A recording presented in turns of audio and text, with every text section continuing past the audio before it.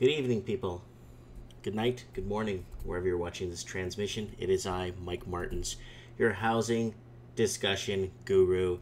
And I need to do, there's so much coming out of Australia right now. You guys have no idea what's happening. Could the domino effect hit Australia first and then make its way to New Zealand, then to London, and then Canada, then US? Or is it going to start with Canada heading... London's already falling apart, right? London's going into 7 to 10 months of loss, a year now in loss. Housing prices are dropping like a rock. But Australia is going down, deflating prices, and also in New Zealand.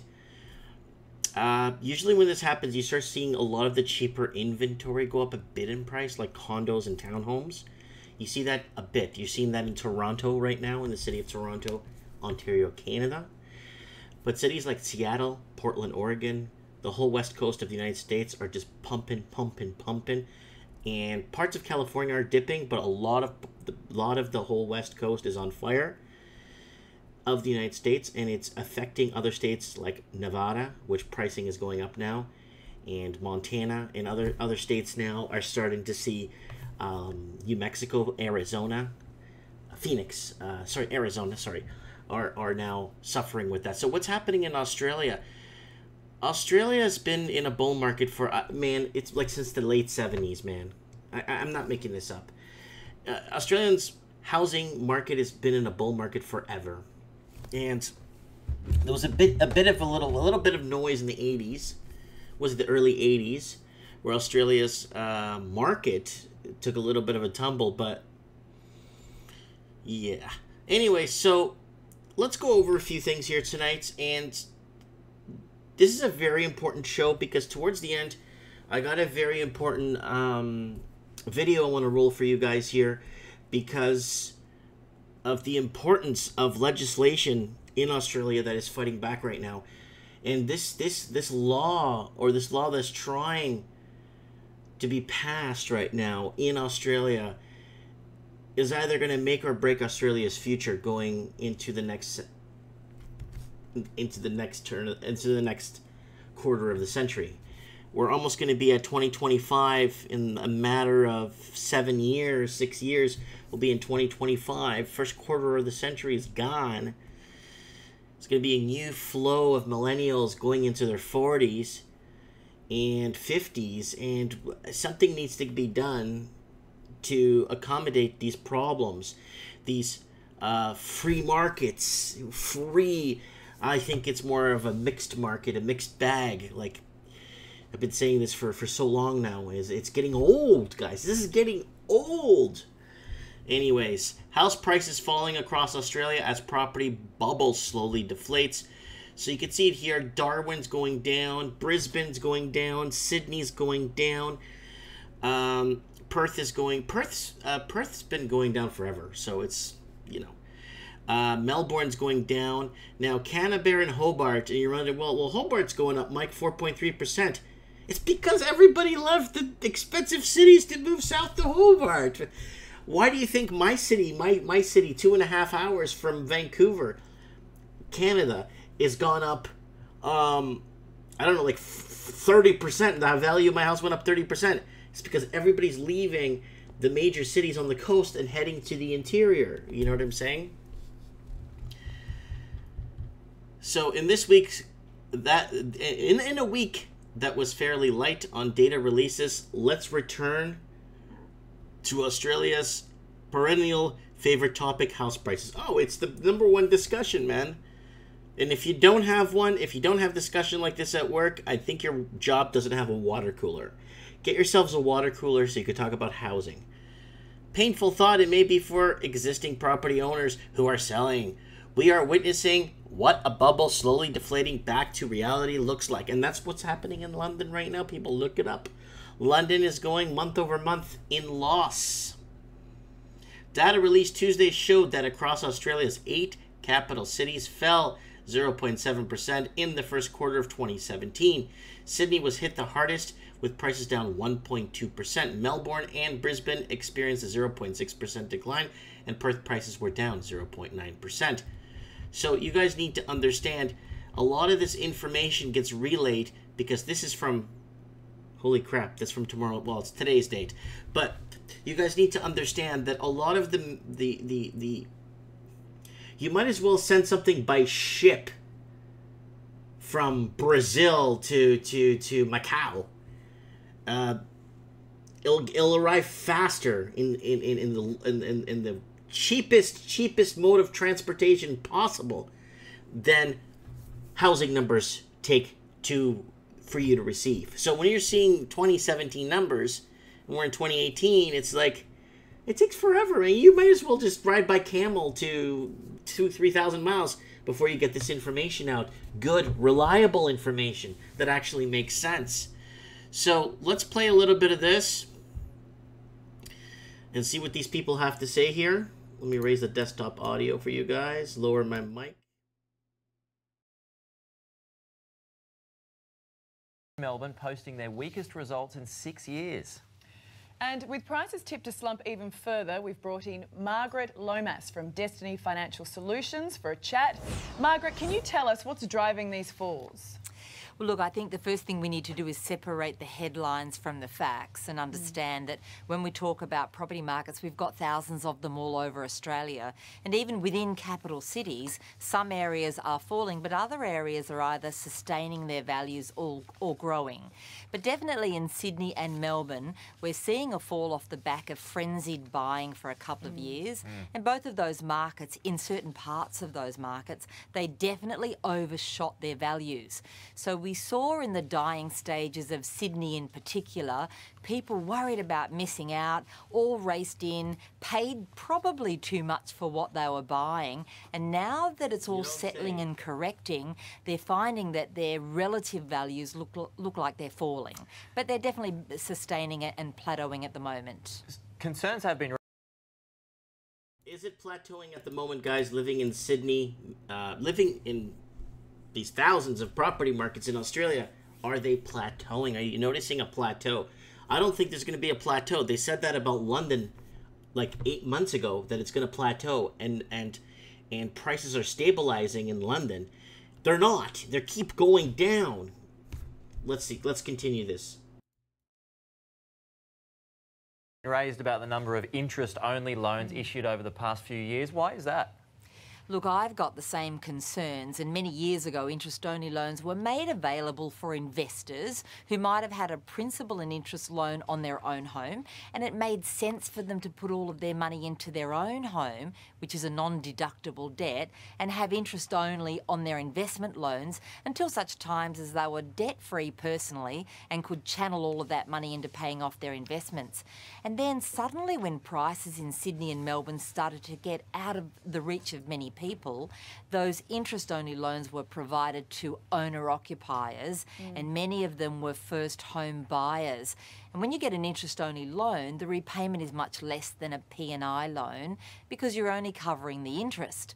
Of course, the problem becomes that when house prices start to plateau or even fall, then you find that the equity just isn't there. And when those interest-only loans mature, usually after about 5 years, and turn into P&I loans, the repayment is much higher, and these people who could only just afford the interest can no longer afford to repay those loans, and then we start to see mortgage stress and a little bit of panic selling. So how does that then play out on the market? Do we then see a flood of homes because people can't make their mortgage repayments? Yeah, pretty much that's what happens. And look, I'm not overly concerned about it. It's not like we have a situation like they had in America with the, the subprime mortgage market, where more than 30% of loans were of a subprime variety. And when they matured, we saw 30% of people almost unable to afford their own homes, leaving the keys on the counter and walking out, leaving the houses to the banks to sell. We don't have that kind of situation here, and our mortgage stress is normally only around the 1 to 1.5% of all loans. But if we see that increase to, say, 2.5 to 3%, we will start to see a few more homes come onto the market, and that's going to further impact on prices. History shows us that in Sydney anyway, that these trends tend to happen, these cycles tend to happen in 7-year periods. So is this normal? And so will we see, you know, another rush on in five, 6 years' time from now? Is that what you expect in Sydney anyway? Yeah, look, and you're right, and it does tend to go in cycles. You think about what happened last time in Sydney. Between 2003 and 2010, when every other capital city almost doubled their values, Sydney only grew by 17% in total. And so when Sydney started to take off in 2011 and people suddenly said Sydney's the best market to buy, everybody forgot that for 7 years it did nothing or relatively nothing and didn't really even keep pace with inflation. So it was really the catch-up that Sydney had to have. And yes, I would expect that we're going to see another 7 to even 10 years of subdued prices in Sydney, flattening, and relatively speaking, it'll look like there's some falls. And But the main problem is if the people can't afford to buy them, they're not going to sell. So you're going to start seeing more and more, like she said earlier in the conversation that they were having there, or the analysis she's giving, that a lot of these interest only, and there's a lot of shadow mortgages going on there too, and secondary and third market mortgages that people are getting at higher interest rates that they're not even covering. So a majority of people that bought into these homes, I don't care how much they make, they're still unaffordable. Like, they're way beyond what they should be. And I know that Sydney did have a slower uptick in their housing prices in the early 2000s, like she said, during the Clinton administration in the U.S. and Bush. Was around that time. I still remember this. So let's see what they say here. Yeah, there's too many people leaving those major cities, Sydney and Melbourne. Melbourne now, mass exodus. Look at Hobart. We're looking at Hobart there. 15 years ago, the average Sydneyan would never imagine to dream they would have to relocate to Hobart and make a life there. It's not that it's bad. It's just, why would you leave Sydney if you're already settled? But 15 years ago, the average renter that didn't get in at that time would be thinking to themselves, holy smokes, I didn't know this was going to happen. Now I want to own, right?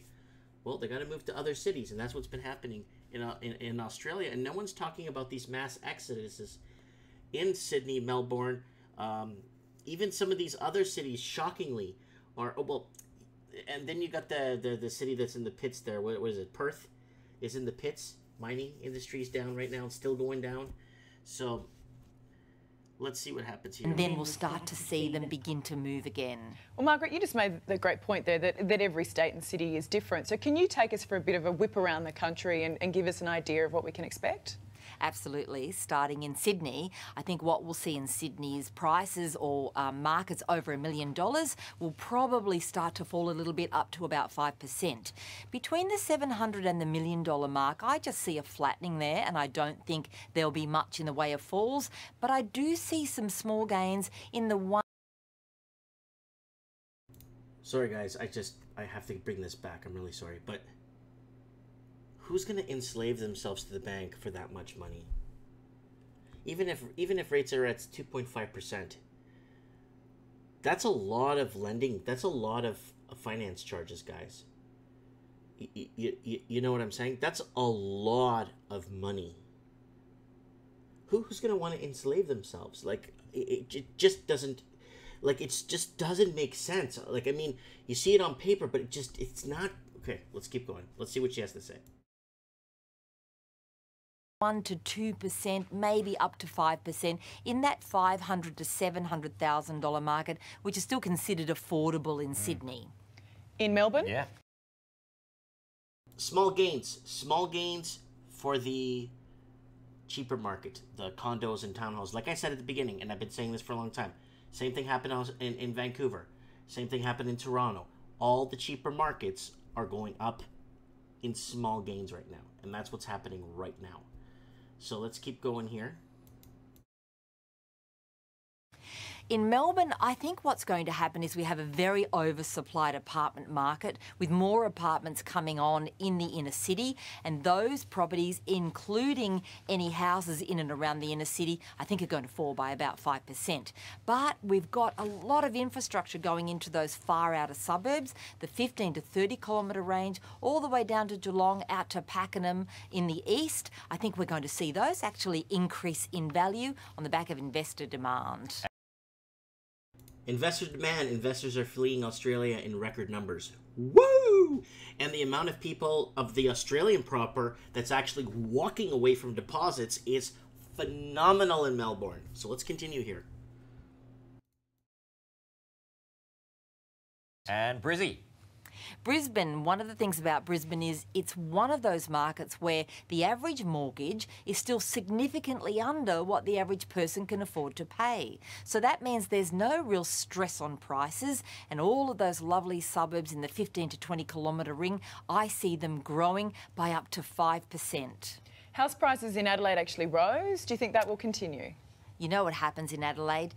Adelaide house prices rise pretty much most quarters, and if they don't, they only fall by a tiny amount.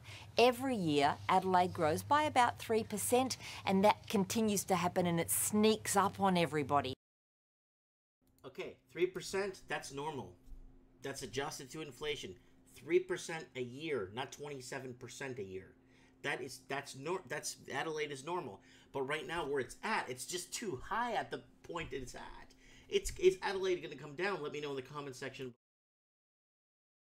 So it's a very conservative market, never goes crazy and booms, but it never falls either. And I think the best growth is going to be up there in that Port Adelaide Enfield Shire. And finally in Perth.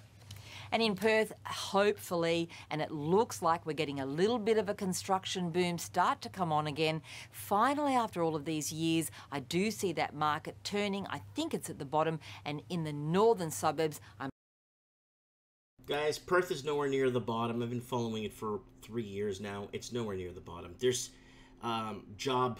I mean, why would you go to Perth if you could work from home? Like, because a lot of people were saying, Mike, you know, the housing is at the bottom at Perth.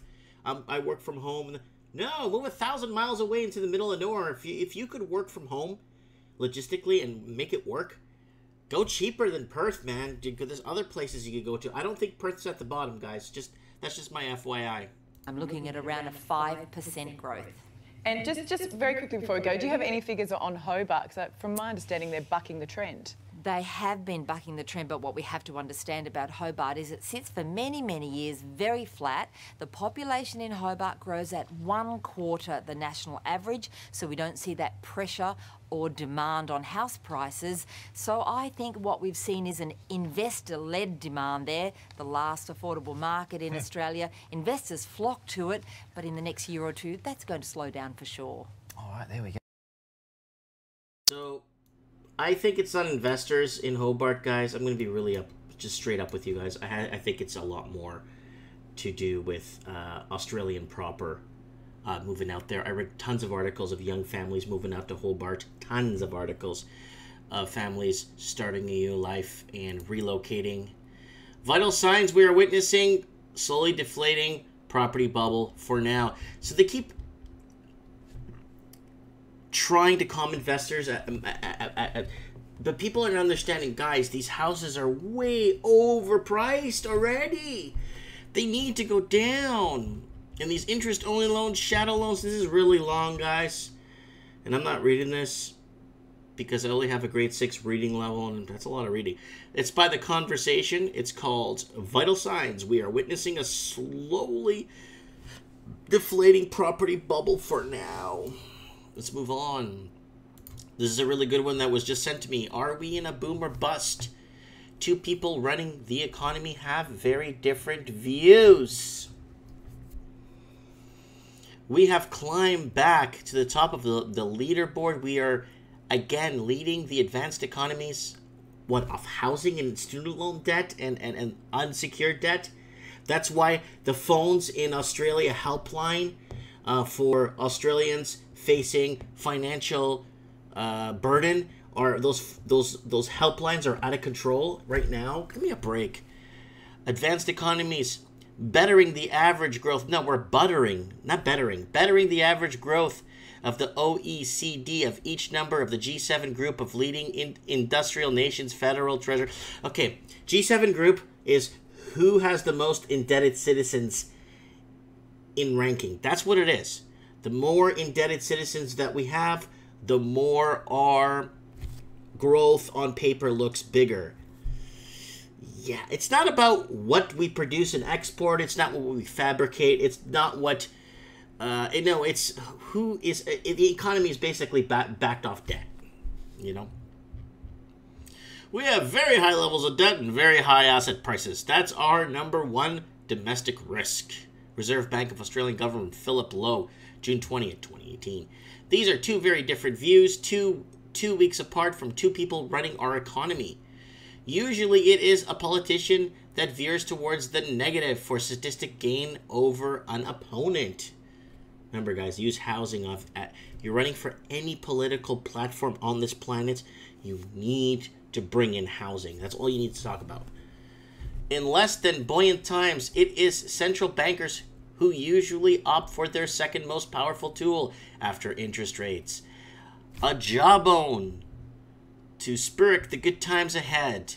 But Sinitra, a quaint town outside of Portugal's capital Lisbon, last week Dr. Lowe turned the tables. Sinitra's really nice in Portugal. It was an esteemed moment for Dr. Lowe, seated at the panel alongside three heavyweights of global monetary power of the European central banks of Mario Draghi, U.S. Federal Reserve Chairman Jerome Powell, and Bank of Japan Governor Haruki Kuroda. Each in turn turned to the charm of exuding confidence. Their economies were improving. Surge, wages, growth was also inflation presently low, but the future, they all agreed, looked brighter than it had for some time.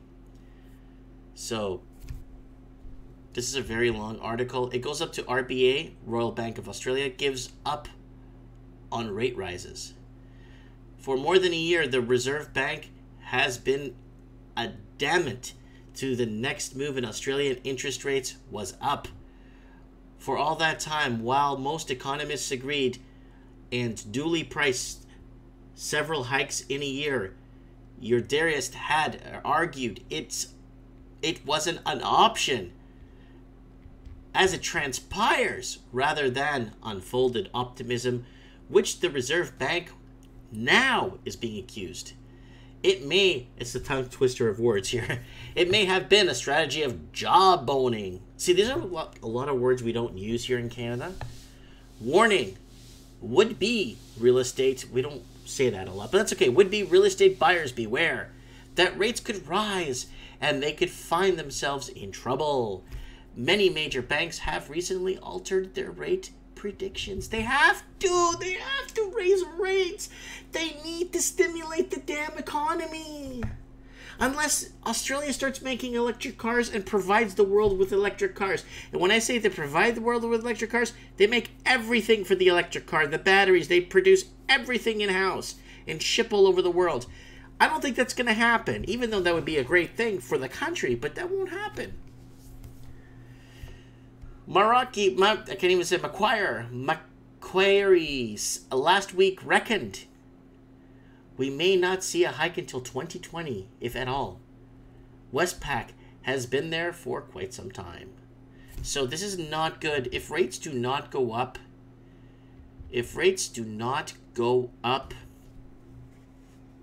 you're looking at a lot of trouble with inflation just starting to go rampant. It's money is just going to start losing value, period. I keep telling people to invest in silver bars and gold bullion and stamp stuff. Make sure you don't buy it online. See a lot of videos of people getting ripped off of buying crap online. Trade trouble and Trump. Yeah, go ahead. Blame Donald Trump like usual. And the second could come from the corporate sector already. He said companies from Mexico to Canada and from China to Southeast Asia are delaying investment decisions, which ultimately would impact economic growth. So if economic growth is being impacted by Donald Trump, let's say, then Australia has to raise interest rates. How are you going to stimulate the economy? Anyways, let's move on. Australia's in a bust. Comment below, guys. Let me know in your comments below. Are we in a boom or bust? I'd like to know in the comments below if you're in Australia. It's got to be in a bust, man. I mean, I'm not trying to look out the negative outlight. It's just the numbers are not making sense. Greatest crash. This is October 25th, 1929 AD. Why am I bringing this in? Because something very important happened. Obviously, the stock market crashed. You don't need me to tell you this. But greatest crash in Wall Street's history. Deluge of panic selling overwhelms market. 19 million shares change hands. Prices tumble like an avalanche. Prices of stock crash in heavy liquidation. Total dump of billions. Paper loss. That's $4 billion, right? Yeah, that's $4 billion. Paper loss. That's a lot of money back in 19. That's equivalent to several trillion today. So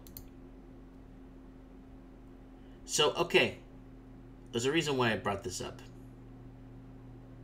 Because I don't know if you guys know about the Glass-Steagall Act from 1930. This was sent to me like minutes ago, and I kind of want to. This is one of the main reasons why I made this, put this show together for you guys, is because of this Glass-Steagall Act that was put into place. The Glass-Steagall Act that was put into place was to separate the banking system from the investing system. So they're two completely entities. They don't interact or intermingle with each other or cross-invest, or lots of destruction would happen, okay? So you got, like, for example, Merrill Lynch, and then you got Bank of America, okay? Merrill Lynch is an investment firm, okay? And Bank of America is a bank. They don't intercross with each other, right? That's why when I call my bank, and I don't call my bank to buy shares, I just buy them online through the bank. But when I call the bank to talk to investment banking, they don't know nothing. They have to give me their number, because they're two completely separate entities. They're even in different buildings, to be honest with you. When you go, you need to go to RBC Direct Investing, the building, the office, to see somebody in person. You can't do it. You can't do it through the banking sector. So you need to separate the banking from the investing. It has, and that's when the Glass-Steagall Act was passed in 1933 or 39. Okay, well, let's watch the video, guys. It's very important that you guys pay attention to this. I really want to thank the person that actually sent me this. I'm going to put it on full screen here so you guys can see it just a bit better and see what this gentleman has to say here. But this is very important that you pay close attention, because it looks like Australian Parliament is starting to fight back against all this shadow banking crap that's going on, and putting crap on the books, bad investments, bad loans, bad underwriting, extremely bad lending practices. So let's move on here to this video here. Private members' business, notice number 2, banking system reform, separation of Banks Bill 2018. I present the banking system reform, separation of banks Bill 2018 and the explanatory memorandum.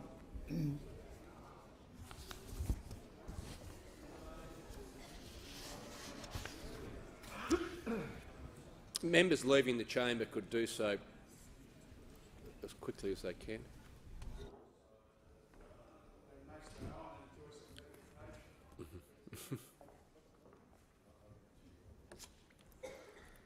The clerk. First reading, a bill for an act to re-establish confidence in the banking system, to separate retail commercial banking activities involving the holding of deposits from wholesale and investment banking involving risky activities and for other purposes. The member for Kennedy. I move this bill be now read a second time. The member for Kennedy may proceed. Yes. Second. Yeah.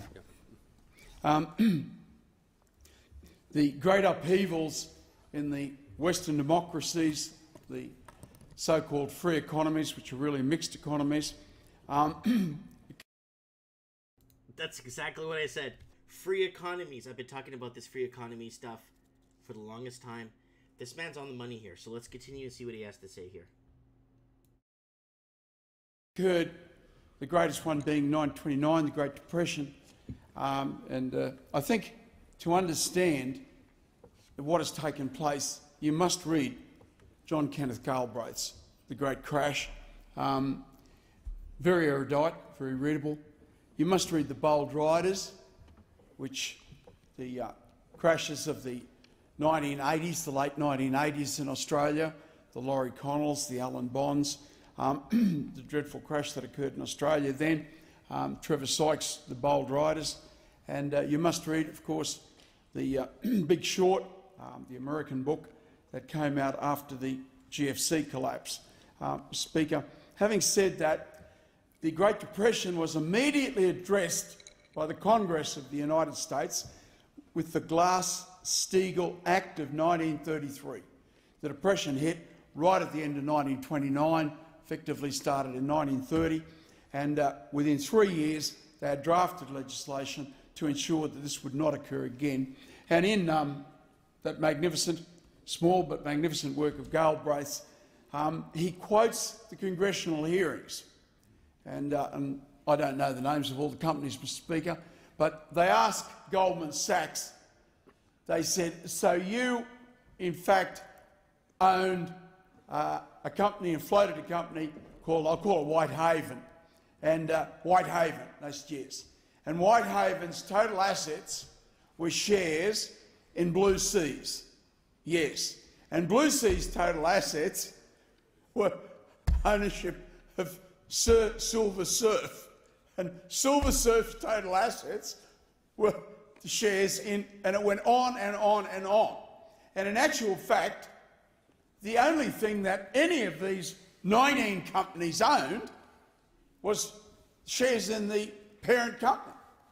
Right back to Goldman Sachs, who'd floated it off with about 0.00001% of their shares. So they floated off a company with a share issue in Goldman Sachs, which was of negligible value to Goldman Sachs and negligible value to the people. But what we're talking about here, that is called derivatives. When you don't buy a loaf of bread, you buy a contract to buy a loaf of bread. And that is what we call a derivative. Glass-Steagall came in and it overcame the vast bulk of those problems, so that the American economy ran fairly effectively to make it 3, 4, 5 times the size of any other economy on earth, until Mr. Bill Clinton, Mr. Free Markets, himself, even in the notorious movies about him, is addressing workers and telling them all that they'll be much better off when we free all the markets up. And you will take some pain in the shorter term. In 1999, he abolished the Glass-Steagall Act. Within 2 years, the dot-com collapse occurred, taking down trillions of dollars of the savings and superannuation and retirement monies of Americans and the rest of the world. Key word of Americans. 2 trillion of Americans. Not the corporations, not, corporations took the loss, but the American people took the loss. The American proper took the loss. And in 2008, we're all familiar with the GFC.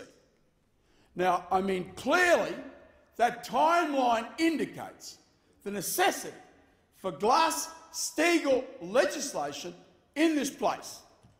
And I must single out, by way of thanks, because it's one occasion where I did not do the hard work on the bill. Thank Anne Pleach, my Chief of Staff, but Robert Barwick, associated with a number of organisations in Australia, very articulate, very intelligent, and done some excellent work here. Wilson Tsai, who's one of the great Australians, as a whistleblower, but also, you know, I don't like that term, he was a man who had the courage to say the truth when the truth was going to cost him greatly, but would be a great contribution to this nation. So we played Dr. Wilson's side very great time. And Bob Butler, who did a lot of the solid work in drafting this bill and bringing it into the Australian economy. Swan and put money into circulation the minute the GFC hit. And history books will be very, very kind to Wayne Swan as a treasurer. The opposition complained that it was given to people just to go out there and spend. Well, that's exactly what you do in a depression, to head off a depression. I mean, it was an incredibly stupid statement by the opposition. Remember, after 9/11, get out there and spend. Let's opposition at the time. Swan and Hockey guaranteed the big four banks. And that was a very good thing for both of them to do, both sides of the parliament, and I think that that needed to be done. So we headed off, and the other thing that really headed it off was the terrible evil in Australia, which is recourse lending. So if you can't make your house repayments, then the house is taken off you and sold out from under you for less than its loan value. So the bank has the debt and you become a wage slave for the rest of your life. You carry that debt and that debt accumulates interest for the rest of your life. Guys, I'm going to call that a ghost debt. You have the mortgage, but you don't have the house. And I'm actually coining this term. It's called a ghost debt. And that's what it feels like. It's like a ghost on you. And you're a slave for life, a life slave. And it follows you for the rest of your life. Listen to this man's, what's coming out of his lips. Because I kept telling people, guys, these houses are really overpriced. You know, if something happens, you get hurt, you can't make the payments. They'll take the house from under you, like he said, sell it lower than market value, take that, and then you still have to pay back that house, and you don't have the house. That is worse than what the mafia would do, like organized crime. You're better off dealing with organized criminals than this system. So let's see what he has to say here. Unless you take bankruptcy. So, Mr. Speaker, the situation in Australia is ugly and it is evil. And this legislation is needed to overcome those problems. And what effectively it says is, Mr. Bank, you are no longer out there in the market, the arena, buying and selling. No, your job is to loan to people that buy, sell, develop, invest.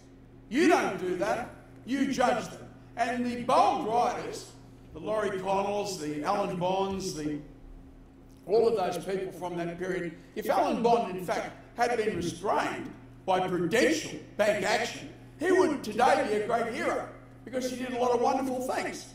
And similarly with Christopher Skase, if he'd been restrained and controlled by prudential banking, APRA is not worth two bob, but if either had been restrained, they left great monuments for the Australian people.